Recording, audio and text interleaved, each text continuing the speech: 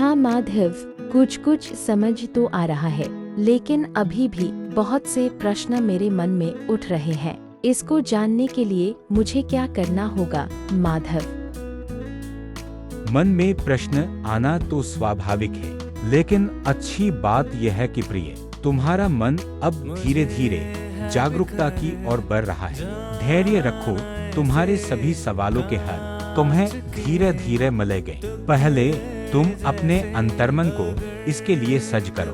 प्रिय, तुम पहले ये समझो कि जब किसी के मन में उसके जीवन से जुड़े हुए सवाल उठने लगे, जब वो अपने और अपने जीवन के बारे में गहराई से सोचने लगे कि वो इस सृष्टि में क्यों आया है, उसका लक्ष्य क्या है, वो कौन है, ऐसे विचार मन में आने लगे, तो समझ जाओ उसका अंतर्मन अब खोज पे निकल चुका है। जहाँ ज्यादातर लोग माया में फंसे हुए हैं, वो इंसान इस माया के बीच रहकर भी अपने आप को माया से जुड़ा हुआ महसूस नहीं करते।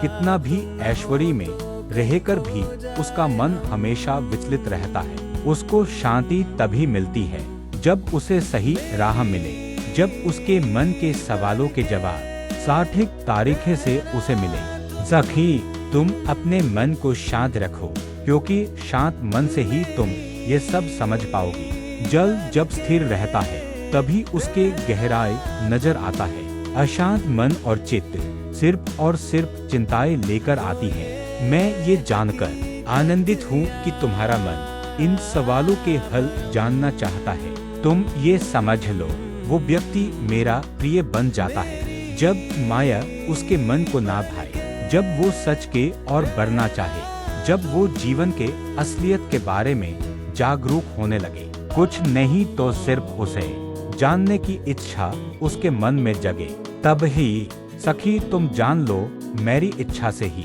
उसको असली ज्ञान के और अग्रसर कराया जाता है। तुम्हें जिस ज्ञान के बारे में पता है वो नहीं, वो तो सिर्फ यहाँ काम आता है, लेकिन मैं सांसारिक ज्ञान के बारे में नहीं, अभी तो इस संसार के परे आध्यात्मिक ज्ञान को प्राप्त करने के विषय में बता रहा हूँ। इस आध्यात्मिक ज्ञान को वो कितना प्राप्त कर पाएगा, वो उसके भाव के ऊपर निर्भर करेगा कि वो कितना इस दिव्य ज्ञान को समझ पाए, कितना उसे गहराई से अपने जीवन में उतार पाए।